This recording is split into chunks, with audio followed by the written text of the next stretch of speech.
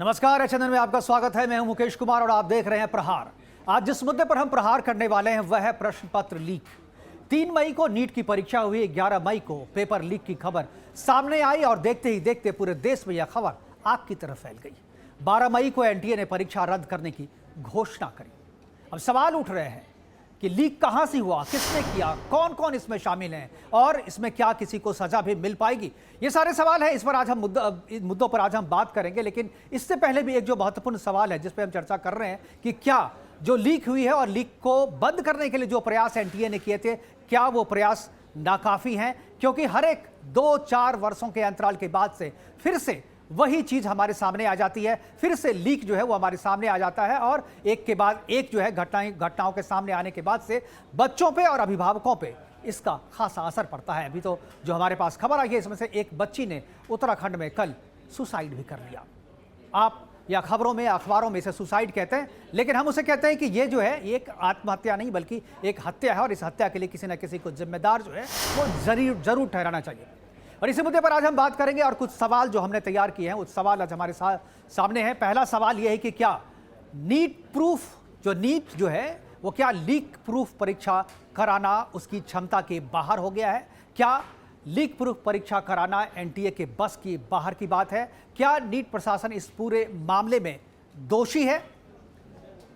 और तीसरा और सबसे महत्वपूर्ण सवाल है कि क्या लीक रोकने के लिए या लीक रोकने के नाम पर सिर्फ खाना पूर्ति हो रही है? जो प्रयास किए जा रहे हैं वो प्रयास नाकाफी हैं और लोगों की बचाने की कोशिश की जा रही है और जो दोषी हैं उन पर कार्रवाई ना करके इधर उधर की बात जो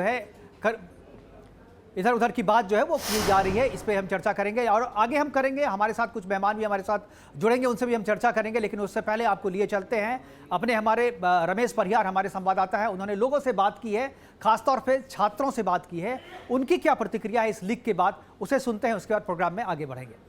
असर पड़ता है क्योंकि इंडिया में हम लोग को पता है कि बस बच्चे पेपर नहीं देते, पूरा फैमिली एक तरह से उसमें इन्वॉल्व रहता है और ऊपर से एक नीट जैसा पेपर जो कि अंडर ग्रेजुएट लेवल के लिए होता है, स्कूल लेवल पे, उसका भी अगर एक गवर्नमेंट एग्जाम ठीक से नहीं कंडक्ट करवा पा रहा है तो ये मतलब बहुत ग्रेव इशू और इसके लिए अकाउंटेबिलिटी सच में होनी चाहिए एजुकेशन मिनिस्टर को और नेशनल टेस्टिंग एजेंसी जो भी है।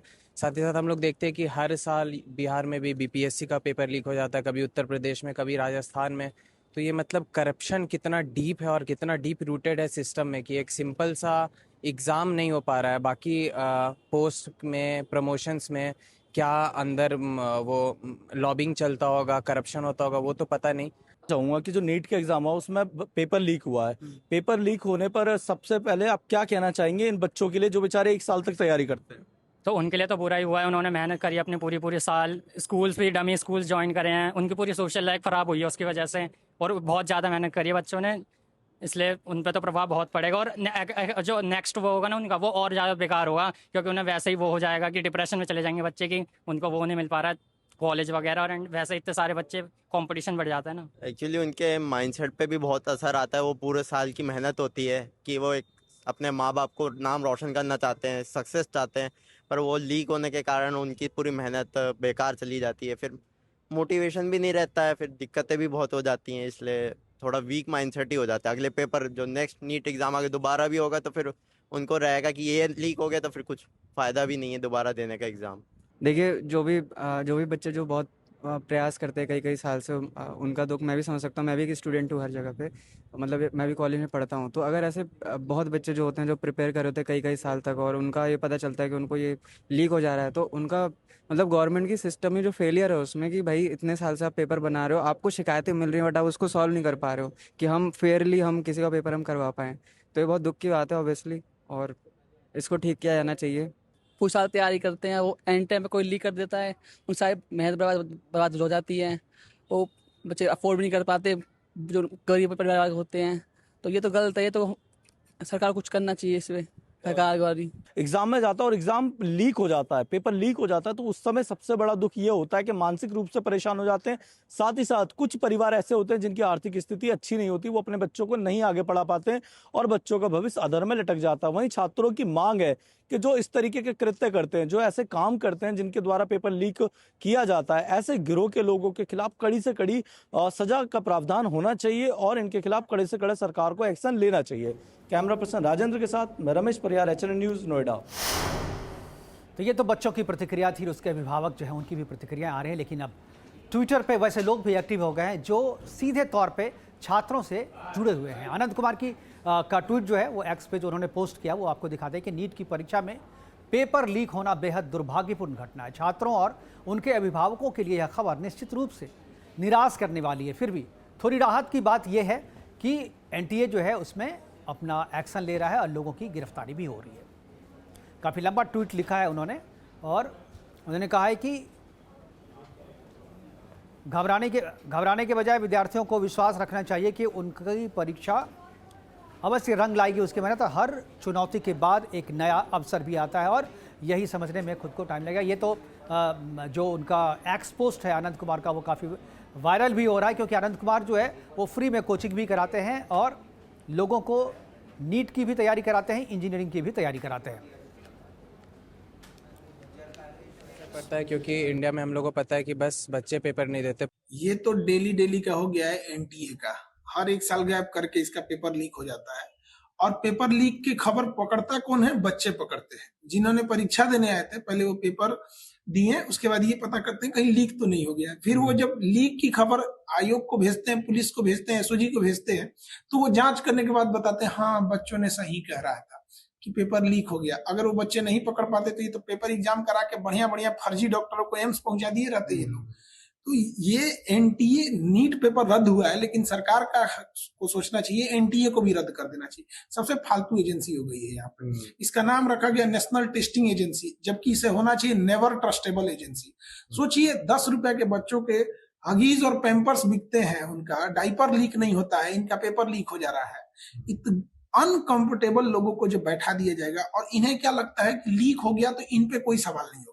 जिसने पेपर लीक किया सजा उसको भी होनी चाहिए और उससे दोगुनी सजा एनटीए में बैठे अधिकारियों की होनी चाहिए। जब आपकी औकात नहीं है इतनी बड़ी परीक्षा कराने की तो जाके बैठिए कहीं झालमुरी के पास। पेपर जो एडमिनिस्टर किया गया था 3 तारीख को, जो 4 वर्जन्स पेपर के होते हैं उनमें से कोई पेपर मार्केट में नहीं आया, कहीं लीक नहीं हुआ है। जो पीडीएफ है उसमें बहुत सारे सवाल थे, उनमें से कुछ सवाल पेपर से मिलते आए हैं। तो मैं ये नहीं कहूंगा कि पूरा पेपर लीक हुआ है, परंतु ये जरूर कहूंगा कि एक भी प्रश्न अगर हमारे प्रश्न पत्र से मैच कर जाता है तो हमारी जो जीरो टॉलरेंस की और जीरो एरर की जो प्रतिबद्धता थी वह वायलेट होती है। हमारा जो प्रोसेस है वो वायलेट होता है और हम उसकी जिम्मेदारी लेकर के उसके ऊपर कार्रवाई करेंगे। देखिए, विसिल ब्लोअर के कानून जो है, विसिल ब्लोअर्स को प्राथमिकता देने का सबसे बड़ा रिक्वायरमेंट होता है कि विसिल ब्लोअर की आइडेंटिटी को गोपनीय रखा जाता है। हम इंक्वायरी कहाँ से आया था, किस किस को गया, किन राज्यों में गया, कितने लोगों को गया, कौन कौन इन्वॉल्व था, इस चीज की जांच करने की क्षमता और जांच करने की जिम्मेदारी सीबीआई की है। सीबीआई ही पूरी फोरेंसिक्स कर सकती है। देखिए, ये पूरी जांच कि कितने क्वेश्चन सिमिलर थे, 2 पीडीएफ थे, 3 पीडीएफ थे, 4 पीडीएफ थे, यह सब सीबीआई जांच के बारे में आएगा। मेरे लिए इतना पर्याप्त था कि 1 या 2 प्रश्न भी अगर मैच कर रहा है तो मेरी प्रक्रिया भंगित हो रही है, मेरी जीरो एरर, जीरो टॉलरेंस की भंगित हो रही है। इसको जांच करने की जिम्मेदारी कि 30 क्वेश्चन थे कि 45 थे कि 50 थे कि 60 थे, यह काम सीबीआई करेगी, पूरी फोरेंसिक्स लेके करेगी और उनकी रिपोर्ट के हिसाब से। तो एनटीए का कहना है कि अगर एक प्रश्न भी मैच करता है तो हम उसे लीक मानेंगे, लेकिन यहाँ तो 120 के 120 प्रश्न पत्र जो है वो मैच कर रहे हैं और वो भी लीक की जानकारी कौन दे रहा है? विद्यार्थी दे रहे हैं, टीचर दे रहे हैं। एनटीए जो नेशनल टेस्टिंग एजेंसी है जिनकी जिम्मेदारी है लीक रोकने की, वो इसकी जानकारी तक नहीं दे रहे हैं। कैसे प्रश्न पत्र तैयार होता है और कैसे ये बच्चों तक पहुंचता है, इसकी हमने ग्राफिक्स बनाई कि एनटीए कैसे तैयार करता है। बहुत ही गोपनीय तरीके होते हैं, कई चरणों वाला काम होता है, एक चरण में नहीं बल्कि 3-4 चरण में जो ये काम पूरा होता है। देश के कई विशेषज्ञ, विशेष विशेषज्ञ जो है, प्रोफेसर और अनुभवी शिक्षक इसमें शामिल होते हैं और सब मिल करके प्रश्न पत्र तैयार करते हैं। पूरी टीम जो है वो बिल्कुल गुप्त रखी जाती है ताकि किसी भी तरह की कोई जानकारी जो है वो बाहर ना जा पाए। इसकी पूरी तैयारी की जाती है। भौतिक विज्ञान यानी फिजिक्स, रसायन, केमिस्ट्री और बायोलॉजी के कुल 180 एमसीक्यू मल्टीपल चॉइस क्वेश्चन जो है वो पूछे जाते हैं। सवाल कक्षा 11वीं और 12वीं के एनसीईआरटी सिलेबस से लिए जाते हैं ताकि बच्चे जो पढ़े हैं वो उन्हीं में से आए। और जो छात्र के लिए पेपर समझना होता है, क्योंकि एनसीईआरटी बच्चे जो है वो पढ़े हुए होते हैं और ज़्यादातर सवाल जो है उसी सिलेबस के आधार पर होते हैं। विशेष विशेषज्ञ अलग अलग स्तर के हजारों सवाल तैयार करते हैं और उन हजारों सवालों को 3 भागों में बांट दिया जाता है और फिर सभी सवालों को मिलाकर एक क्वेश्चन बैंक तैयार किया जाता है और यही क्वेश्चन बैंक छात्रों तक पहुंचता है अपने अपने तरीके से। सवाल तैयार होने के बाद एक दूसरी टीम इसकी जांच करती है ताकि किसी भी तरीके का कोई लीक नहीं हो और टीम यह देखती है कि सवाल में कोई गलती तो नहीं, क्योंकि बहुत बार एग्जाम के बाद यह भी छात्र कंप्लेन करते हैं कि सवाल ही गलत था, यानी जो चॉइस जो है उसमें से कोई सवाल मिलता नहीं थी। भाषा साफ और स्पष्ट है या नहीं, जवाब पूरी तरह से सही है या नहीं, इसकी जांच के लिए एक अलग से टीम होती है। तब ये लास्ट में फाइनल होकर के ये जो क्वेश्चन पेपर है वो बच्चों तक जाता है। इस प्रक्रिया के बाद ही जो है वो फाइनल लिस्ट तैयार होती है और ये सवाल जो है परीक्षा में शामिल किए जाते हैं।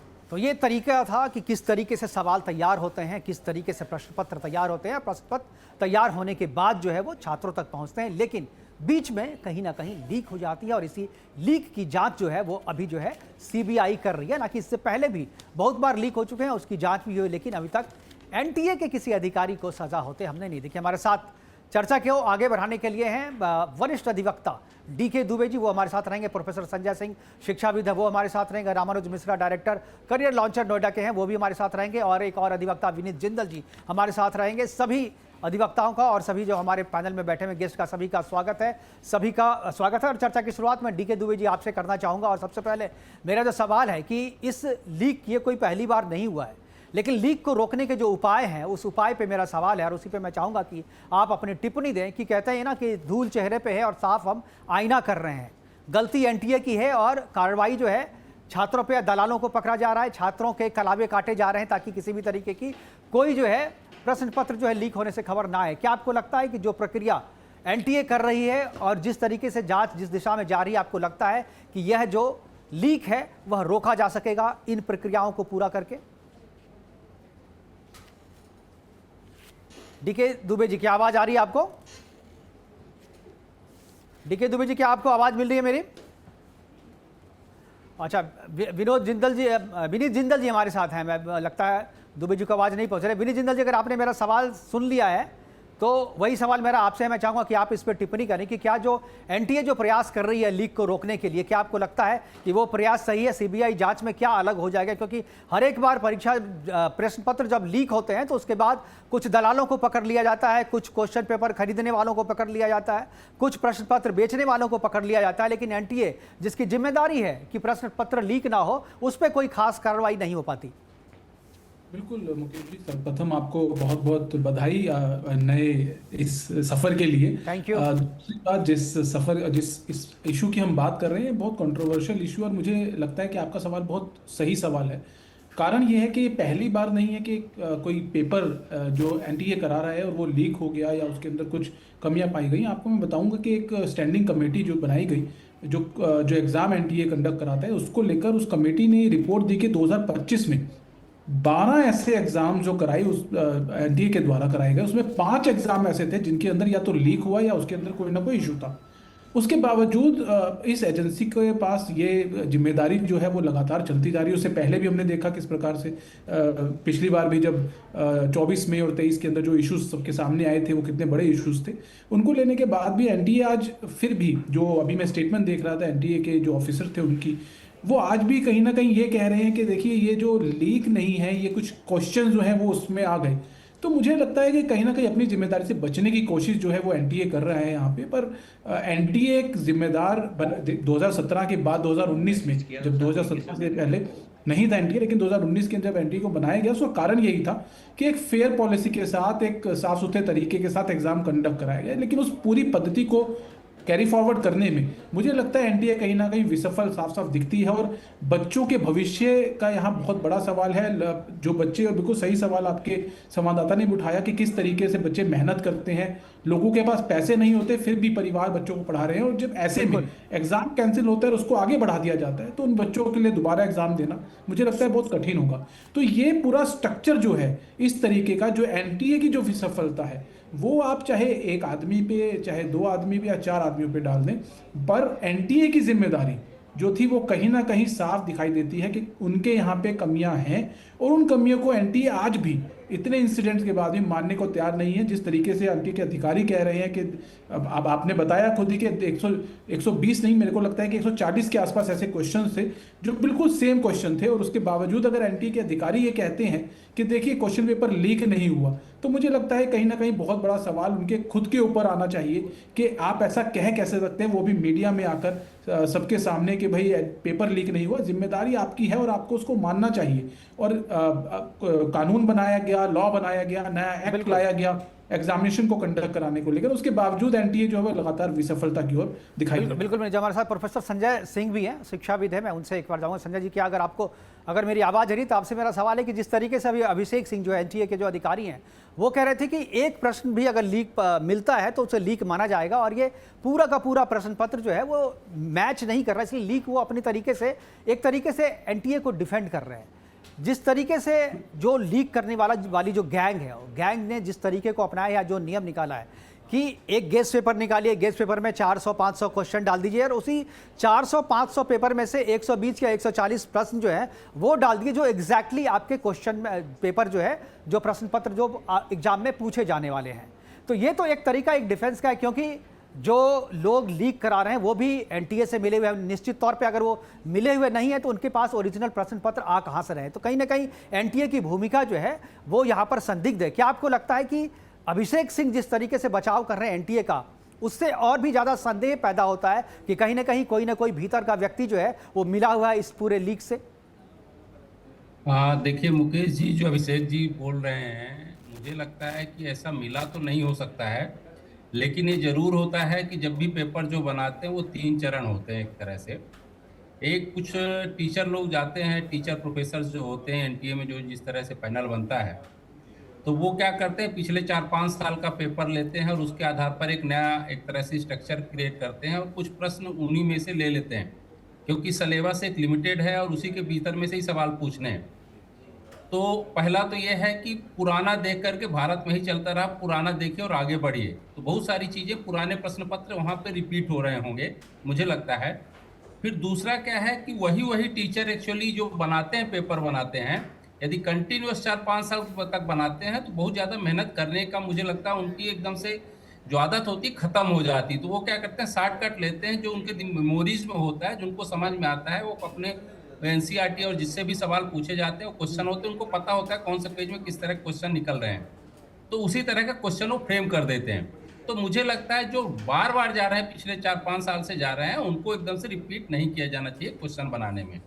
दूसरा चरण होता है जहाँ पे एक तरह से मॉनिटरिंग की जाती है इसका, जहाँ हिंदी इंग्लिश होता है, ट्रांसलेशन होता है, 2-3 लोग मैच करके उस तरह से पेपर को मिलाया जाता है, 2-3 सैंपल तैयार किए जाते हैं। तो मुझे लगता है उसमें भी एक तरह से जो स्क्रूटनी होती है क्वेश्चन पेपर की, तो वो भी कहीं ना कहीं रिपीटिशन होता होगा। लास्ट स्टेज आता है मॉडरेशन का, जहाँ तक मुझे जानकारी है, तो उसमें किसी एक्सपर्ट को, सीनियर को लिया जाता है और फिर देखा जाता है कि कहीं पूरे जो क्वेश्चन बैंक बना है उसमें किसी तरह का रिपीटेशन नहीं है, वही सवाल ना पूछे गए हों, लैंग्वेज चेंज हो गई है। तो वो भी कई बार यदि पुराने हैं, 4-5 साल 6-7 साल से हैं, तो एक तरह से मेहनत करने की आदत बिगड़ जाती है उनकी भी, तो वो भी बहुत ज़्यादा सीरियसली नहीं लेते हैं। तो क्या होता है, वही क्वेश्चन बार बार रिपीट होता है, एक तरह से क्वेश्चन बैंक बन जाता है। और क्वेश्चन बैंक यदि कहीं ना कहीं से एक तरह से किसी के हाथ लग गया तो वही क्वेश्चन बैंक बाहर चला गया और उसमें से कुछ सवाल पूछे गए। संजय जी, जो आप बात कह रहे हैं, बात तो आप बिल्कुल प्रक्रिया बिल्कुल सही कह रहे हैं, लेकिन जो बात कर रहे हैं उसमें इसकी जिम्मेदारी कौन है? अगर एक ही व्यक्ति बार बार आ रहा है, एक ही व्यक्ति बार बार प्रश्न पत्र जो है वो बना रहा है, एक ही व्यक्ति स्क्रूटनी कर रहा है और एक ही व्यक्ति जो है उसको गेस्ट पेपर भी कर रहा है, उससे मैच भी करा रहा है, तो ये जिम्मेदारी किसकी है? एनटीए को नहीं समझ में आ रहा है? संजय सिंह जी को समझ में आ रहा है तो एनटीए को नहीं आ रहा? जिम्मेदारी इसमें बिल्कुल एनटीए की जिम्मेदारी होती है। मैं तो बिल्कुल कहूंगा कि यही काम जब ये सीबीएसई कर रही थी, वो शिक्षा मंत्रालय का ही विभाग था, तो इतनी सारी गड़बड़ियां नहीं होती थी बिल्कुल। लेकिन जब से एनटीए आया है तब से मुझे लगता है गड़बड़ियां थोड़ा ज्यादा बढ़ी हैं और मुझे लगता है वो स्टेप को तोड़ना चाहिए और एनटीए की जिम्मेदारी पूरी तरह होनी चाहिए। उनको फिक्स करना चाहिए कि यदि कोई ऐसी चीज़ होती है तो अपनी जिम्मेदारी स्वीकार करें, क्योंकि ये इतने ज़्यादा बच्चे आते हैं। अभी मैं सुन रहा था जिंदल साहब का, कहाँ से गरीब बच्चे एक तरह से आते हैं, कैसे कैसे पेपर देते हैं। दूसरा यदि इसको रोकना है तो मैं कहना चाहूँगा कि जो जेई का पेपर होता है उस तरह भी कर सकते हैं, क्योंकि कभी भी किसी भी परीक्षा का एक तरह से सिर्फ इंफॉर्मेटिव नॉलेज वो सही नहीं होता। आप एक तरह से डॉक्टर बनाने जा रहे हैं। बिल्कुल बिल्कुल क्वेश्चन का फॉर्मेट जो है, तरीका जो है, उसको भी चेंज करना चाहिए, चेंज तभी करना शायद जो है चाहिए। आप गेस पेपर से अंदाजा लगा करके जो है आप प्रश्न पत्र लीक नहीं करा सकते। ये एक बड़ा अच्छा सुझाव है। रामानुज मिश्रा हमारे साथ डायरेक्टर करियर लॉन्चर है, नोएडा में बच्चों की तैयारी कराते हैं और इस तरीके के मामले से काफी नजदीक से रूबरू होते रहते हैं। मैं रामानुज मिश्रा जी का और डीके दुबे जी को भी हमारी आवाज आ रही है, दोनों का एक बार फिर से स्वागत करूंगा और रामानुज मिश्रा जी के पास एक बार जाना चाहूंगा। रामानुज मिश्रा जी, अगर आपको मेरी आवाज आ रही है तो जरा ये बताएं मुझे कि जो बात अभी संजय जी कह रहे थे कि जिस तरीके से इंजीनियरिंग की एग्जाम किया जाता है, जिस तरीके से जॉइंट एंट्रेंस एग्जाम इंजीनियरिंग के लिए ली जाती है, उसमें जो क्वेश्चन का जो मॉड्यूल तैयार किया जाता है उसी तरीके से तैयार होना चाहिए ताकि गेस आदमी का जो है बिल्कुल मैच ना करे। क्योंकि ये, हालांकि एनटीए, मैं इसे मानता हूं कि एनटीए डिफेंड करने के लिए कह रही है कि बहुत सारे गेस पेपर हैं, आपने 500 में से 120 या 140 क्वेश्चन अगर मैच कर जाता है तो वो गेस होता है, अंदाजा एक बार सही हो सकता है, 2 बार सही हो सकता है, 3 बार 3 क्वेश्चन 4 क्वेश्चन पर सही हो सकता है। 120 या 140 क्वेश्चन पर सही होना, मैं इसे नहीं मानता हूं कि यह मात्र संयोग है, इसमें कहीं ना कहीं मिली भगत। मैं आपकी प्रतिक्रिया जानना चाहूंगा रामानुज मिश्रा जी।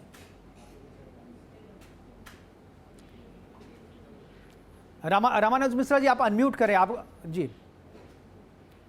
जी बोलें, अनम्यूट करें सर, अनम्यूट करें, आपकी आवाज नहीं आ रही है, अनम्यूट कर लें। जी, लगता है रामानुज मिश्रा जी की आवाज हम तक नहीं पहुंच पा रही है। डीके दुबे जी के पास एक बार जाए। डीके जी, आपको आवाज मिल रही है? हाँ जी, मुझे मिल रही है। जी, मैंने सबसे पहले सवाल आप ही से शुरू किया था कि धूल चेहरे पे है और साफ हम आईना कर रहे हैं, गलती एनटीए की है और हम कालावा काट करके इसको रोकने की कोशिश कर रहे हैं। क्या आपको लगता है कि जहां पर गड़बड़ी है इलाज वहां पे नहीं हो रहा है? बात तो बिल्कुल सही है, बात तो बिल्कुल सही है, क्योंकि ये कलावे वाला जो चक्कर है ना, ये सोची समझी साजिश के तहत हो रहा था कि भाई कलावा काट दो, जनेऊ काट दो, और वो ये भी पहन के नहीं आना, वो भी पहन के नहीं है। इनमें कई नकलें होती हैं क्या?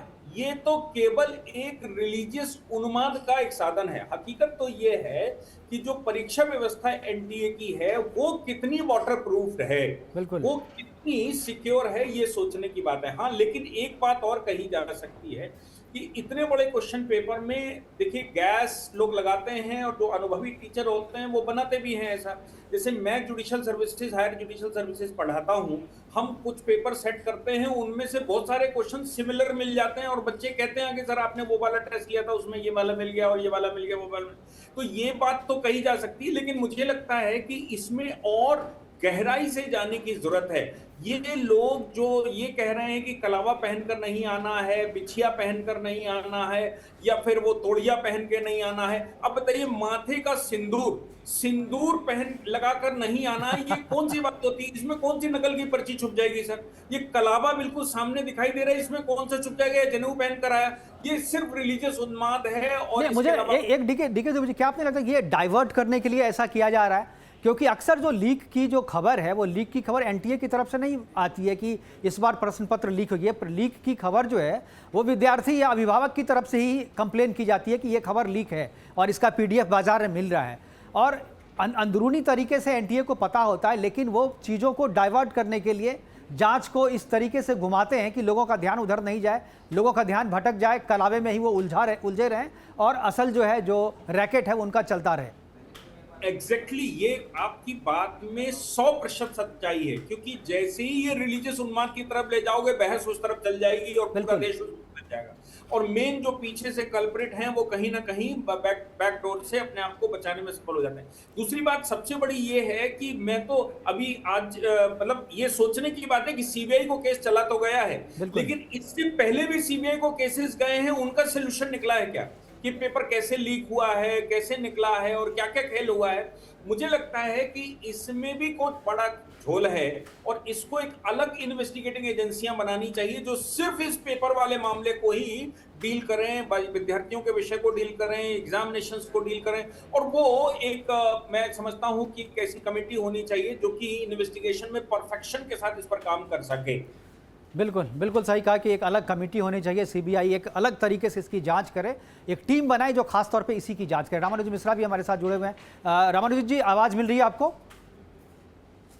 जी नमस्कार, मेरी आवाज आ रही है? जी अब आ रही है। रमन जी, मेरा सवाल है आपसे। आप तो डायरेक्टर हैं करियर लॉन्चर के, बहुत सारे बच्चे आपको पढ़ाते हैं, तैयारी करते होंगे, आपके इंस्टीट्यूट से भी डॉक्टर और इंजीनियर जो है वो निकलते होंगे। मेरा सवाल है कि क्या जो आप लोग जो गेस्ट पेपर बनाते हैं या बच्चों को जो पढ़ाते हैं, तो आप लोग तो क्वेश्चन पेपर भी देते हैं, अपने तरीके से गेस करके देते हैं, वो क्या आपका क्वेश्चन भी कभी मैच किया है? जो लोग जिस तरीके से गेस्ट पेपर बना करके 400 में से 120 या 140 क्वेश्चन मैच कराने का रिकॉर्ड आपका कुछ रहा है या इसके आसपास का? जी देखिए, ये एग्जामिनेशन जो लोग देते हैं, ये बात तो अपने आप में बहुत सरप्राइजिंग है, जो अभी गेस्ट पेपर का बात निकल के आया, और जिसके बेसिस पे ये तो कंफर्म है कि अगर 600 मार्क्स के क्वेश्चन मैच कर रहे हैं, आई थिंक ये कोइंसिडेंट नहीं हो सकता। मतलब ये मान के चलिए कि किसी के पास वो पेपर हैं या वो कहीं ना कहीं से चीज़ें कॉम्प्रोमाइज़ की गई हैं। जब हम लोग भी पढ़ाते हैं, तो आज 16 साल से मैं पढ़ा रहा हूँ, और हमने जितने एग्जामिनेशन की तैयारी कराते हैं, सर देखिए, किसी कॉन्सेप्ट पे क्वेश्चन मैच कर जाए, ये एक कोइंसिडेंट हो सकता है, मतलब एक कभी कभी हो जाता है, बट डेटा मैच हो जाए, इसके चांसेस बहुत कम होते हैं। और अगर ऐसा कभी हुआ भी है, तो वो कभी प्रीवियस ईयर में आए हुए क्वेश्चंस कभी कभी एग्जामिनेशंस में रिपीट किए जाए, तो वो हमारे पास भी है, वो बच्चों के पास भी पहले से होते हैं। बट ऐसा तो अजूबा है, मतलब मेरा एक्सपीरियंस ऐसा नहीं कहता कि कोई भी शिक्षक इतना पारंगत हो जाए। मतलब आप सोचिए, आप कॉन्सेप्ट पढ़ा सकते हैं, आप क्वेश्चन क्या आएगा वो आप जानते हैं, तो आप मतलब या तो भगवान होंगे या तो कहीं ना कहीं से क्वेश्चंस आपके पास आए होंगे। बिल्कुल। तो मेरा ये मानना नहीं है कि वो सही बात है। बिल्कुल, इसके पीछे अब थोड़ा दूसरी तरफ की चर्चा करते हैं। जिंदल जी हमारे साथ हैं और संजय सिंह भी हमारे साथ हैं। संजय जी और जिंदल जी दोनों समय बारी बारी से सवाल पूछूंगा, जितने भी हमारे पैनलिस्ट हैं सबसे, कि क्या एनटीए की जो नीट की परीक्षा है, नीट की परीक्षा के प्रश्न पत्र ही लीक होते हैं दूसरे किसी परीक्षा के? हालांकि अगर राजस्थान में, बिहार में, झारखंड में कभी कभी जो है आपको पुलिस भर्ती के जो प्रश्न पत्र हैं वो भी लीक हो जाते हैं, लेकिन ज़्यादातर जो है मेडिकल के नीट की जो परीक्षा होती है उसके प्रश्न पत्र लीक हो रहे हैं। इसके पीछे की वजह जो हमने रिसर्च किया, लोगों से बात की, उसमें यह है कि मेडिकल कॉलेजेस जो हैं, जो सरकारी हैं, उसमें सीटें कम होती हैं।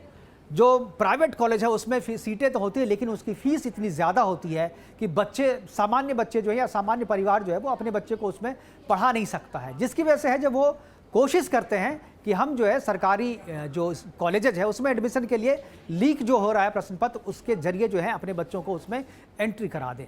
क्या आपको लगता है कि यह भी एक रीज़न है कि नीट के एग्ज़ाम को पास करने के लिए लोग 75 लाख रुपए तक जो है वो देने को तैयार हो जाते हैं? जैसा कि चंद्रचूड़ जो हैं, जो पूर्व न्यायाधीश थे, उन्होंने बाकायदा अपने स्टेट में अपने एक फैसले में कहा था कि 75 लाख रुपया जो है एक दिन पहले जो है दिया गया नीट के एग्ज़ाम के प्रश्न पत्र लेने के लिए।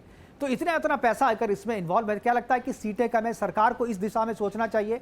मेडिकल की फीस जो प्राइवेट कॉलेज में बहुत ज़्यादा है उसको एक नियंत्रित करना चाहिए, उस पर कैपिंग करनी चाहिए। क्या आपको लगता है कि इसको करने से शायद जो है प्रेशर लीक करने वालों पर जो है कम हो और कम प्रश्न पत्र लीक हो?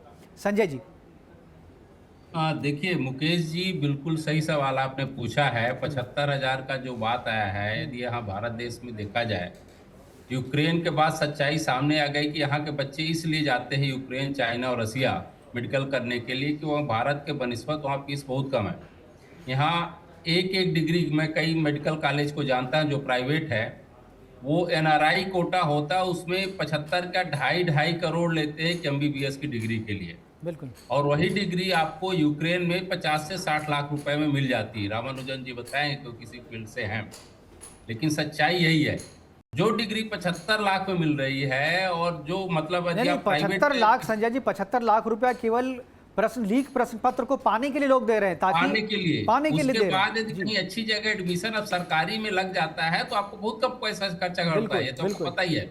यदि आप प्राइवेट में नहीं जाते हैं तो ओब्वियसली जब पूरा प्रश्न पत्र करके आएगा सरकारी कोटे से, कहीं ना कहीं अच्छा उसको कॉलेज मिल जाएगा गवर्नमेंट का, उसका तो कोई खर्चा नहीं होगा। बिल्कुल। तो 75,000 जहाँ 2.5 करोड़ लग रहा है इस देश में, वहाँ 75 लाख हम का 1 करोड़ भी लगता है तो भी सस्ता है और एकदम जेन्युइन डिग्री मिलती है। बिल्कुल। तो इस हिसाब से देखा जाए तो लीक का ये पूरा गोरख धंधा जो है, ये जो चल रहा है, मुझे लगता है शिक्षा और स्वास्थ्य को जिस तरह से सरकारीकरण करना चाहिए उसकी तरह से निजीकरण किया जा रहा है, उसमें कहीं ना कहीं कोचिंग माफिया भी यहाँ शामिल है। बिल्कुल। हम खुलेआम पे करना चाहेंगे कि जो यहाँ पे तंत्र पे बैठे हुए, कहीं ना कहीं उनकी साठ गांठ होती है कि भैया तुम हमारा कमीशन इतना फिक्स कर देना, हम तुम्हें अंदर से इतना कर लेकिन देंगे। संजय जी देखिए, आपने कोचिंग माफिया की बात करी, लेकिन जब मैंने एनटीए की बात करी तो आप उसे डिफेंड करने लगे।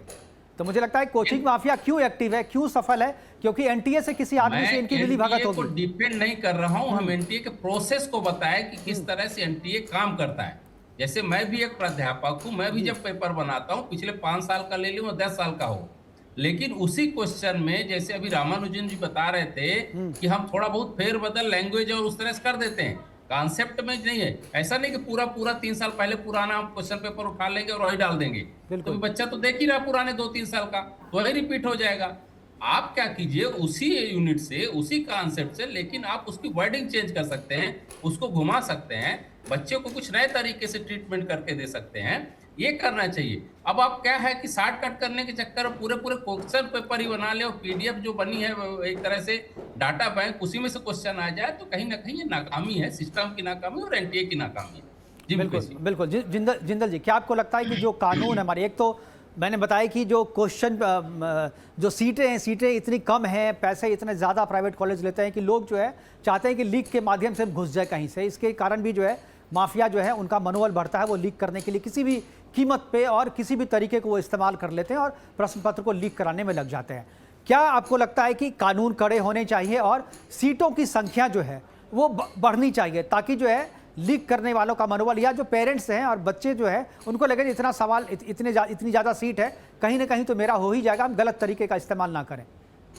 मुकेश भाई, कानून एक्शन में आता है बाद में। मुझे लगता है कि उससे पहले जो जिम्मेदारी है, जो इंस्टीट्यूशंस हैं, चाहे वो एनटीए हो, चाहे वो और एजेंसी जो भी एग्ज़ाम कंडक्ट कराती हैं, उनकी जिम्मेदारी, अपनी जिम्मेदारी से निभाना, ये बहुत बड़ा सवाल है। आपको याद होगा एक medical college cases supreme court में एक याचिका दायर हुई थी और बहुत कंट्रोवर्शियल मामला वो रहा था। साउथ के जितने मेडिकल कॉलेज हैं उनको लेकर बहुत बड़े एलिगेशंस थे और उसको मामला बहुत लंबा चला। वो मामला किस तरीके से कॉलेज को एफिलिएशन दी गई, प्राइवेट इंस्टीट्यूशंस को एफिलिएशंस दी गई, बहुत बड़े बड़े लोग उसमें इन्वॉल्व थे। उसमें क्या हुआ?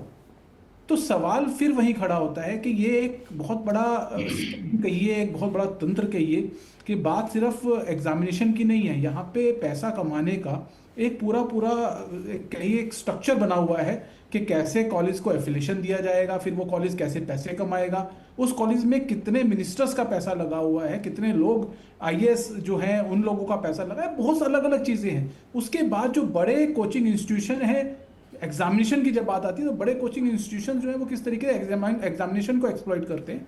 ये सब अलग अलग तरीके की चीज़ें, और सबका काम एक ही है, उनका मोटिव सिर्फ एक है, पैसा कमाना। उनको देश से, उनको सीट्स से, उनके बच्चों के भविष्य से कोई लेना देना नहीं है, उनका सिर्फ मोटिव है पैसा कमाना। और ये मुझे लगता है कि कहीं ना कहीं कानून से सिर्फ रुकने वाली चीज़ें नहीं है, ये एक जिम्मेदारी तंत्र के साथ होनी चाहिए। हमारे सरकार की ये जिम्मेदारी है कि वो एक ऐसा तंत्र स्थापित करें, चाहे वो सीटें बढ़ा के करें, चाहे वो प्राइवेटाइजेशन को ख़त्म करें, क्योंकि मेडिकल आज की तारीख में जो है बहुत हाई स्टेक इन्वॉल्वमेंट रखता है, क्योंकि इतना बड़ा हमारे यहाँ का पॉपुलेशन हो गया है, हर व्यक्ति जो है बीमार रहता है। लोगों को लगता है कि मेडिकल करने के बाद जो पर व्यक्ति जो डॉक्टर का जो रेशियो है, वो रेशियो, उस रेशियो में हम काफ़ी पीछे हैं। 1000 पे एक डॉक्टर होने चाहिए, लेकिन 3000 से ज़्यादा लोगों पर भी एक डॉक्टर उपलब्ध नहीं है, और ग्रामीण इलाकों में तो डॉक्टर उपलब्ध है ही नहीं। तो इसलिए डॉक्टरों की तो ज़रूरत है, मेडिकल कॉलेजों की ज़रूरत है, लेकिन सरकार को डॉक्टर बनाने में जितना खर्चा होता है वो मुझे लगता है कि उस पर जब तक कैपिंग नहीं होगी तब तक जो है ये समस्या जो है इसी तरीके से बनी रहेगी। लेकिन इन सारी चीज़ों में एक बार जो प्राइवेट जो इंस्टीट्यूट्स हैं, जो पढ़ाते हैं, जो टीचर हैं, उन पे आ रहा है कि वो मिली भगत से क्वेश्चन लीक कराते हैं। रामानुज मिश्रा जी हमारे साथ है। क्या रामानुज जी, क्या जवाब दें? क्या आप लोगों ने कभी प्रयास किया है? जी देखिए, ये जो बात आई सिर्फ क्या कोचिंग का नाम जैसे आया तो ये मान के चलें कि कोचिंग में कोई बच्चा आता है तो वो क्यों आता होगा। ऑब्वियसली वो क्वालिटी टीचर्स मिलते हैं। शायद जो विनीत जी ने कहा या और बाकी सर ने बोला कि कोचिंग इंस्टीट्यूट इन्वॉल्व रहते हैं, ये देखिए इसमें कोचिंग इंस्टीट्यूट इन्वॉल्व नहीं रहते, उसमें वो बड़े लोग हैं जो इन्वॉल्व होते हैं, जिनका कोचिंग से कोई लेना देना नहीं होता। कोई कोचिंग में टीचर पढ़ाते हैं, और हम आपका भी एक्सपीरियंस रहा होगा कि आपको क्वालिटी टीचिंग मिलती है तभी आप आते हैं। सबसे अच्छी बात क्या है कि लोग अपनी एग्जामिनेशन का स्ट्रक्चर देखने की बात है। और एक जो बात मैं कहूँगा, शायद हम सब ने वो बात नहीं रखी, कहीं ना कहीं हमें अपने पेरेंट्स को, हमें आसपास की सोसाइटी में भी ये जो डेस्परेशन टू सक्सेस है, अपने बच्चे को किसी भी हद में जाके उसको सक्सेस कराना। ऐसे बहुत सारे लोग हमें आते मिलते हैं कि रामानुज जी कोई ऐसा कोटा होता होगा जिससे बच्चे को एडमिशन मिल जाए। हमने बहुत सीधा बातें हम करते हैं, अगर आप कैपेबल हैं तो आप जाइए। हर व्यक्ति के अलग अलग काम बने हुए हैं, लेकिन हर एक व्यक्ति मेडिकल करेगा। आप सोचिए number of student participate in medical examination. क्या हम सब बच्चों के इंटेलेक्चुअल क्वेश्चंस को नहीं समझते हैं? बिल्कुल। बट एक मास मूवमेंट की तरह हुआ है और ये सभी लोग इसमें इतना डेस्परेट हो गए। आई थिंक ये भी बताने की बात है, केवल यही प्रोफेशन नहीं है, और भी प्रोफेशन है जिसमें जाया जा सकता है, और वो डिमांड सप्लाई को लेके लोग फायदा उठा रहे हैं। मुझे लगता है कि जिसने पेपर खरीदा, क्या उनके मन में कॉन्शियस नहीं था? क्या उनको इतना अवेयरनेस नहीं था कि ये चीजें करी जा रही हैं? तो मतलब कहीं ना कहीं सोसाइटी को भी अवेयर होने की जरूरत है और ऑनेस्ट लोगों की जरूरत है। ये कोचिंग बहुत बड़ा कॉमन है, लेकिन मैं बोलूंगा कि कोचिंग की आवश्यकता तभी है अगर सिस्टम ने नहीं पढ़ा। अदरवाइज अगर ऐसी व्यवस्थाएं बन जाए तो मुझे लगता है कि टीचर की आवश्यकता है इस देश में, कोचिंग की आवश्यकता नहीं है। अगर बिल्कुल सही कहा, कोचिंग से ज़्यादा टीचर की लोग आते आवश्यकता है, और अगर टीचर अच्छे हों तो शायद इस तरीके के मामले भी हमारे सामने नहीं आते। डीके दुबे जी हमारे साथ हैं। डीके जी, दो चीज़ें कहूँगा, एक तो कानून सख्त होने, क्योंकि विदेशों में भी लीक होते हैं प्रश्न पत्र विभिन्न परीक्षाओं के, लेकिन वहाँ भी मैंने देखा, अभी आज मैं जब रिसर्च कर रहा था तो मुझे 3 साल से ज़्यादा कोई सज़ा वहाँ पर नहीं दिखी, जिसकी वजह से वहाँ पर भी 2019 में भी अमेरिका में भी प्रश्न पत्र लीक होते हैं, चाइना में भी हो रहे हैं, यूरोप में भी हो रहे हैं, और पाकिस्तान में तो लगातार हो रहे हैं। तो क्या हम उसी पाकिस्तान की कैटेगरी में पहुंचते जा रहे हैं जो लगातार प्रश्न पत्र जो है ऐसे लीक हो रहे हैं? मैं इस पे चाहूँगा कि कानून से इसे रोका जा सकता है, क्योंकि एनटीए जैसी एजेंसी जांच से तो इसे नहीं रोक पा रही है, अपनी जितनी भी कड़ाई कर ले वो रोक नहीं पा रही है। मुझे लगता है कि उनकी मिली भगत है, शायद इसलिए नहीं रुक पा रही है। तो क्या कानून के पास कोई रास्ता है इसे रोकने का? सर, कानून तो केवल एक स्ट्रक्चर होता है हकीकत। कानून अपने आप में कुछ नहीं कर सकता जब तक कि उसमें इन्वॉल्व लोग सच्चाई से काम ना करें, चाहे वो इन्वेस्टिगेटिंग एजेंसी हो, चाहे पेपर फॉर्मुलेशन करने वाली एजेंसी हो, या फिर कोई भी पेपर टेकिंग। या देखिए, एक चीज तो समझ लीजिए कि पेपर लीक का कारण ये ह्यूमन बिहेवियर है। ह्यूमन बिहेवियर मतलब एक हाथ से दूसरे हाथ में पेपर जाता है और वो ट्रांसपोर्ट करता है। जब एक जगह से दूसरी जगह ट्रांसपोर्ट करता है, चाहे किसी ने प्रिंट किया हो, किसी ने उसका सेटअप बनाया हो, किसी ने कुछ किया हो, ऐसा तो ये चतुर्थ श्रेणी के कर्मचारी भी ये करते ही है। पेपर बनाने वाला जो पेपर सेट कर रहा है, ऐसा जरूर थोड़ी ना कि जो सेट कर रहा है वही लीक कर देगा, क्योंकि वो पेपर तो प्रिंट होगा, प्रिंटिंग में जाएगा, उसका डिजाइन बनेगा, कई लोगों के हाथों से। लेकिन सर, अब शायद प्रिंटिंग वाला सिस्टम तो खत्म हो गया, अब तो डायरेक्ट कंप्यूटर पे एग्जाम होता है, तो मुझे लग रहा है कि मेरे कहने का मतलब ये है कि अगर कंप्यूटर पे भी तो कोई डिजाइन कर रहा होगा सर, कोई फॉर्मूला उसका बना रहा होगा, कोई सॉफ्टवेयर इस्तेमाल कर रहा होगा। नीट पेपर बेस्ड टेस्ट है, नीट पेपर बेस्ड टेस्ट है जी, नीट ऑनलाइन टेस्ट नहीं है, ऑनलाइन नहीं है जी। अच्छा, वो पेपर टेस्ट है, बिल्कुल बिल्कुल।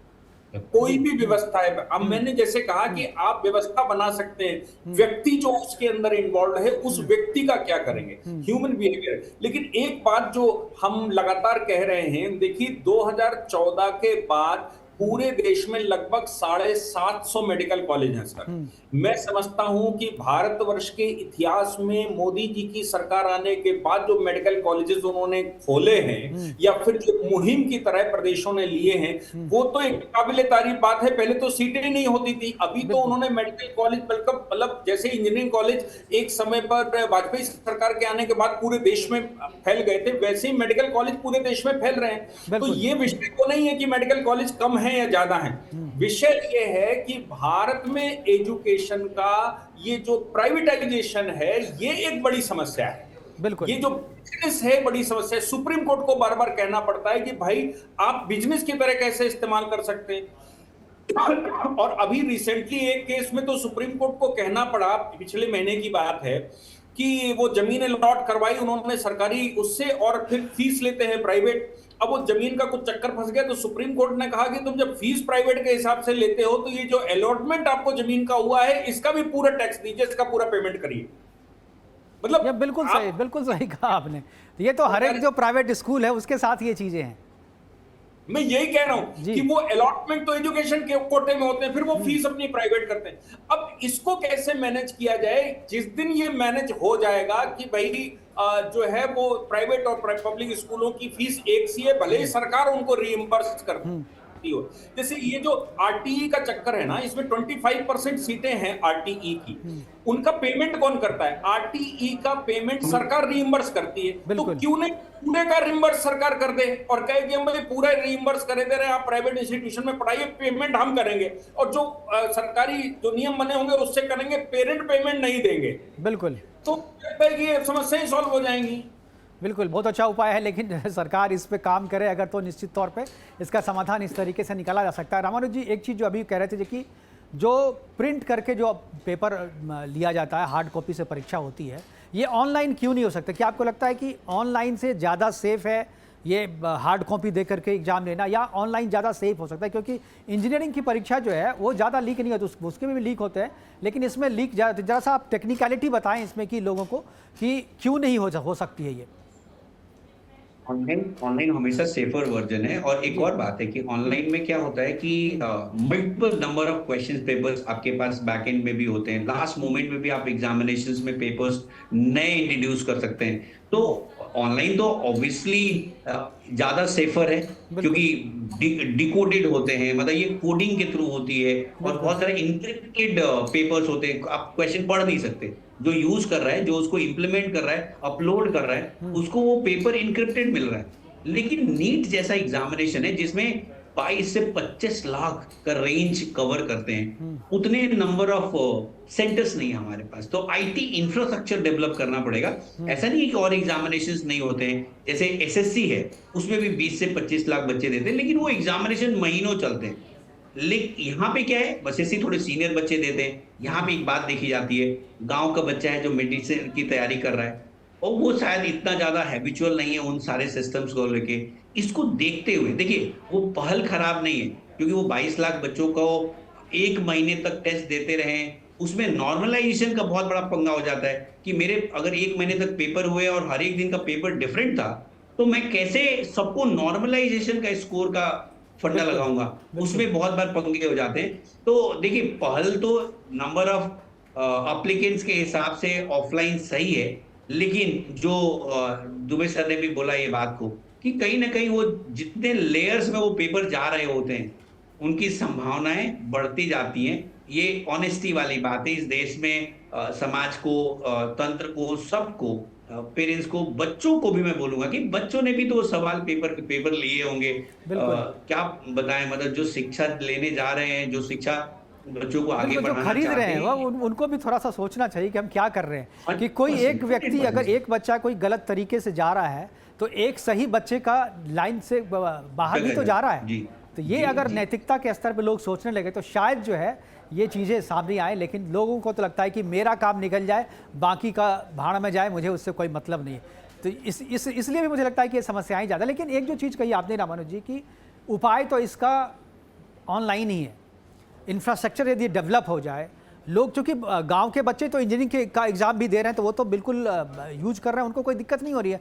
जो डॉक्टर बनना चाहते हैं, मुझे लगता है कि उनको तो इतनी जानकारी ज़रूर होनी चाहिए, और होती है। मुझे नहीं लगता है कि गांव के बच्चे इससे पिछड़े हुए हैं। आज नेट जो है, डिजिटल इंडिया गांव-गांव तक पहुंचा हुआ है। तो मुझे मुझे लगता है कि सरकार की तरफ से अगर इंफ्रास्ट्रक्चर हो जाए तो ये आसानी से इसे किया जा सकता है। मैं जिंदल साहब से कहूँ, जिंदल साहब, विनीत जिंदल जी, क्या आपको लगता है कि इसे रोकने के लिए इसका डिजिटल होना ज़रूरी है? डिजिटल अगर हो जाएगा तो शायद जो है इसे रोकने में आसानी होगी। बिल्कुल मुकेश भाई, मैं आपकी बात से बिल्कुल सहमत हूँ, और मैं इस बात को जरूर कहूँगा कि मोदी जी के समय पे डिजिटाइजेशन जो पूरे देश में हुआ है उसका प्रयोग अगर हम एजुकेशन सिस्टम में नहीं कर रहे तो कहीं ना कहीं एक बहुत बड़ा सवाल खड़ा होता है इन एजेंसीज के ऊपर जो इस पूरे एग्जाम को कंडक्ट कराती है। क्योंकि एक इतना इफेक्टिव रेमेडी अगर आपके पास अवेलेबल है कि आप एग्जाम कंडक्ट कराएं, और बिल्कुल सही कहा यहाँ पे जो कैरियर लॉन्चर के जो बैठे हैं यहाँ पे, उन्होंने बिल्कुल सही बात कहा कि आप अगर चाहें तो एंड मूवमेंट पे भी आप क्वेश्चन पेपर को चेंज कर सकते हैं अगर आपको कुछ गड़बड़ लगती है। तो इस तरीके की चीज़ें हैं और इस तरीके की ऑप्शन आपके पास अवेलेबल है, तो why that printed question paper would be provided. क्यों नहीं आप ऑनलाइन एग्जामिनेशन के ऊपर जाते हैं? और बहुत से ऑनलाइन बड़े ऑनलाइन एग्जामिनेशन कंडक्ट कराए जा रहे हैं, ऐसा नहीं है कि कंडक्ट नहीं कराए जा रहे। तो ये समझ से बाहर है कि एनटीए जो है वो लगातार सिर्फ प्रिंटिंग पेपर के ऊपर क्यों जा रही है, क्यों नहीं ऑनलाइन एग्जामिनेशन कंडक्ट कराने की बात करती। और इंफ्रास्ट्रक्चर की मुझे नहीं लगता कि अब देश में इंफ्रास्ट्रक्चर नहीं है हर स्कूल के अंदर मैंडेटरी है कि कितने लैपटॉप, कितने इलेक्ट्रॉनिक डिवाइसेस होने चाहिए, क्या सब बहुत अलग अलग चीज़ें। कॉलेजेस के पास बहुत इंफ्रास्ट्रक्चर है, बड़े बड़े कॉलेजेस खोले गए हैं। तो अगर इस तरीके के इंफ्रास्ट्रक्चर को अच्छे एग्जामिनेशन कराने के लिए, साफ सुथरे एग्जामिनेशन कंडक्ट कराने के लिए यूज़ किया जाए तो मुझे लगता है बहुत अच्छा ऑप्शन रहेगा। बिल्कुल, और इसके बिना कोई उपाय नहीं। एक चीज़ मैं रामानुज जी के पास और प्रोफेसर संजय सिंह आप दोनों के पास जाना चाहूँगा। एक चीज़ चाहूँगा, आप लोग जब बच्चों को पढ़ाते हैं, जब कोचिंग देते हैं, तो क्वेश्चन लीक तो एक कहिए तो सामान्य प्रक्रिया अब हो गई है, खासतौर पे नीट में। क्या आप लोग बच्चों को साइकोलॉजिकली या मनोवैज्ञानिक तौर पे भी सिखाते हैं? क्योंकि अगर प्रश्न पत्र जो लीक होता है उसका सबसे ज़्यादा असर जो है अभिभावक पे तो, लेकिन बच्चों पे सबसे ज़्यादा होता है, और वो मासूम बच्चा उसे झेल नहीं पाता। अभी हमारे पास चूँकि आत्महत्या करने की भी खबर आ रही है कि कुछ बच्चे ने, एक बच्चे की हमारे पास कंफर्म खबर है कि उसने कल आत्महत्या कर ली लीक जाने के बाद। तो क्या आप लोग कोचिंग में साइकोलॉजिकली इस मामले को हैंडल करने के लिए भी आप ट्रेनिंग देते हैं बच्चों को? इससे सवाल है रामानुज जी। जी, तो सर देखिए, आई थिंक जो साइकोलॉजिकल प्रिपरेशन है बच्चों का, वो एग्जाम को लेके जो हो रहा होता है उसमें ऑब्वियसली टीचर्स का बहुत बड़ा रोल होता है। और ये हम सबको ऐसा लगता है कि केवल सब्जेक्ट्स ही नहीं, वो जो प्रिपरेशन है, जो हाई प्रेशर गेम है, उसको मैनेज करने के लिए जो बच्चों को साथ देना चाहिए, तो वो रहता ही है। एक बात हम बच्चों को ये रहते हैं कि हमेशा एक बात कहते हैं कि exam is all about surprises. जब आप जा रहे हैं तो सरप्राइजेस हैं, अगर मुझे पता है कि सरप्राइज है तो आप उसको एज इट इज लें और आप अपने स्ट्रेंथ पे खेलें, जो आपको आते हैं उसी को लेकर। लेकिन ये वाली बात बहुत ही अलग हो गई है कि एक बच्चा पूरे साल भर 2 साल प्रिपेयर किया और उसको बाद में उसने एग्जाम भी लिखा उसी तन्मयता से, जो बात भी हो रही थी कि इतने कड़ाई के साथ पेपर किए गए, और उसको जैसे 2-3 दिन बीतते हैं, जब वो सोचता है कि मैंने पेपर अच्छा किया है, इस बार मेरे चांसेस है, वो अपने कटअप मिलाता है, देखता है कितना करता है, और उसके बाद सडन उसको पता चलता है कि शायद ये पेपर के स्कोर उसके नहीं होने वाले हैं, he will not be given merit on this. और वो जो बात है ना, वो बहुत आसान नहीं है। मतलब दोबारा पेपर लिखना उतना आसान है। हम आपको मैं याद दिलाऊं, अगर आपको याद हो अपने ग्रेजुएशन डेज में एग्जाम के डेट अगर टाल दिए जाएं, बिल्कुल, उससे हमारे लिए बोझ हो जाता था कि वो ग्रेजुएशन की एग्जाम की बात कर रहा हूँ, 2 दिन बाद होते थे ना, वो 2 दिन हम पढ़ने का मन ही नहीं करता था, हमें ऐसा लगता था हम क्या ही करेंगे। तो ये आसान नहीं है, ये सबसे बड़ा नुकसान उन बच्चों का है। और अगर देखिए बच्चों का विश्वास एग्जामिनेशन सिस्टम से उठा तो इसका सीधा असर पढ़ाई पे जाएगा। अगर बच्चा आज आके मेरे से ये कहता है कि सर पढ़ के क्या फायदा, अगर एग्जाम के पेपर लीक ही हो जाने हैं, तो मैं उसको किस बात के लिए बोलूं कि तुम मेहनत करो, तुम हार्डवर्क करो, तुम अपना पूरा समय लगाओ। ये बहुत ही एक्सट्रीम सिचुएशन है। आई थिंक इससे बुरी बात अपने देश के लिए नहीं हो सकती।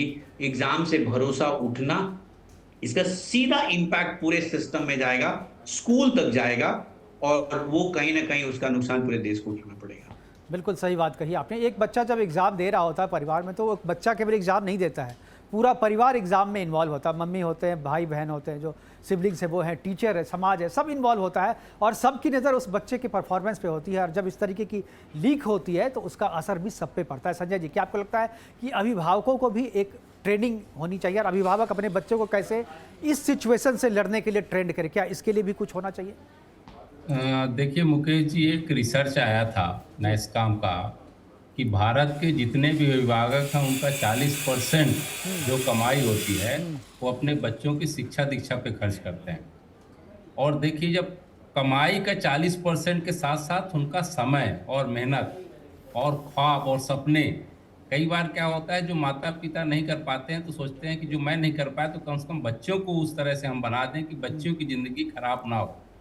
तो पूरे बच्चे जैसे ही बड़े होना चालू होते हैं, कई बार हम छोटे गांव से बिलोंग करते हैं, तो हम देखते हैं गांव में रहने वाले थोड़ा भी यदि उनके पास सुविधा है तो शहर की तरफ चले जाते हैं अपने बच्चों को लेकर के, और जाके वहाँ की स्कूलों में पढ़ाते हैं।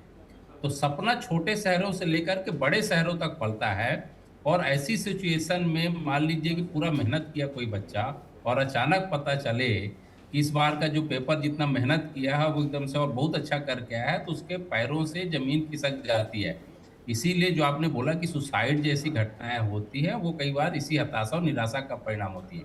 लेकिन हम तमाम अभिभावकों से बोलेंगे, तमाम बच्चों से बोलते हैं, जब भी हम क्लास में पढ़ाते हैं, मैं कोचिंग इंस्टीट्यूशन से नहीं जुड़ा हुआ हूँ, मैं विश्वविद्यालय से जुड़ा हुआ हूँ, तो मैं बताना चाहूंगा, हमेशा बोलता हूं कि भैया अभी तो ये जिंदगी की शुरुआत है। बिल्कुल। आगे देखिए अभी कितनी कितनी चीजें आनी है, तो बहुत सारी चीजें आनी है। जब आप इसके लिए तैयार रहिए, कभी भी चीज, जिंदगी का नाम ही है अनिश्चितता, कब क्या होगा पता नहीं, आपको घबराना नहीं है, आपको एकदम से डटे रहना है। ये सब चीजें परिस्थितियों से लड़कर ही पार किया जाएगा। तो बिल्कुल। ये सब चीजें होनी चाहिए, और बच्चे हों या अभिभावक, उनको भी नहीं घबराना चाहिए, क्योंकि ये सब चीजें होती रहेंगी। लेकिन ये यदि इस तरह की चीजें एनटीए के माध्यम से किसी भी सिस्टम से हो रही हैं, ये नाकामी सरकार की है, सिस्टम की है, तंत्र की है, उसमें सुधार होना चाहिए। बिल्कुल बिल्कुल, ये यदि नाकामी उसमें इस तरह सरकार से की है, फूट फूट सिस्टम किया की है, जाए। और उसमें सुधार होना चाहिए। बिल्कुल सही कहा आपने। जी। समय की कमी है, प्रोग्राम को वाइंड अप करना पड़ेगा। मैं डीके दुबे जी के पास आखिरी कमेंट के लिए जाऊंगा।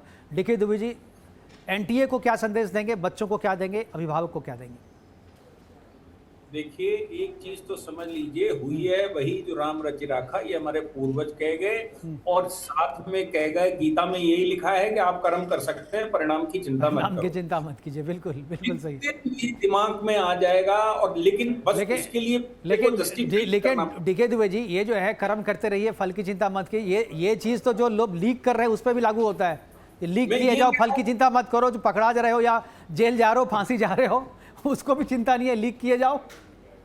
नहीं, लेकिन मैं ये कह रहा हूं कि सिस्टम अगर सही रहता है तो बच्चे की नाकामी का भी उसको अफसोस होता है, लेकिन वो इतने बड़े कदम नहीं उठाता है। लेकिन जब उसको ये पता लगता है कि मेरे साथ चीट हुआ है, तब उसको बेहद डिप्रेशन में जाता है और समस्याएं खड़ी करता है। लेकिन फिर भी मेंटली तैयार होना अति आवश्यक है। ये जो स्टेटस की होड़ लग गई है ना, ये स्टेटस की होड़ इसके पीछे का बड़ा कारण है। अच्छा, जो पेपर लीक करके क्वालिफाई होके जाते हैं, वो भी आत्महत्या करते हैं, क्योंकि वहां जाकर नहीं संभाल पाते। वहां जाके नहीं संभाल, बिल्कुल बिल्कुल सही करिए। यहाँ पास कर लेंगे, लेकिन वहां अगर लीक नहीं हुआ तो वहां पर जो आकर सुसाइड आपको वहां भी करनी पड़ सकती है, वहां पर भी आपको धोखा मिल सकता है। आखिरी 10 सेकंड में विनीत जिंदल जी मैं चाहूंगा आखिरी कमेंट। जिंदल जी। देखिए मुकेश भाई, मेरा मानना यही है कि बहुत बड़ा इशू है, छोटा इशू नहीं है। पहले हम लोग बहुत भुगत रहे हैं, क्योंकि बच्चों के भविष्य की बात है। कोई ऐसा मामला हो, करप्शन इसके अंदर भी है, और मुझे लगता है कि जैसे कि हमारी केंद्र सरकार लगातार करप्शन के ऊपर काम करती रही है, और इस मामले के ऊपर भी ज़्यादा संजीदा होकर, क्योंकि ये हमारे देश के भविष्य की बात है, हमारे देश के नौजवानों के भविष्य की बात है, तो मुझे लगता है इसके ऊपर भी जो काम करने की जरूरत है, specially online examination. Thank you sir, हमारे पास समय की कमी है, वाइंड अप करना पड़ा। हमारे साथ जुड़ने के लिए डीके दुबे जी आपका, विनीत जिंदल जी आपका, रामानुज जी आपका, और संजय जी आपका बहुत बहुत धन्यवाद। इस महत्वपूर्ण चर्चा में आपने हिस्सा लिया और अपनी बातें हमारे दर्शकों के साथ साझा की। हमारे साथ जुड़ने के लिए बहुत बहुत धन्यवाद। वक्त एक छोटे से ब्रेक का, तुरंत वापस आते हैं, जाइएगा कहीं नहीं। आने के बाद बताएंगे कि आज का विचार क्या है। ब्रेक के बाद आपका स्वागत है। और अब आज समय हो गया है आज का विचार जानने का।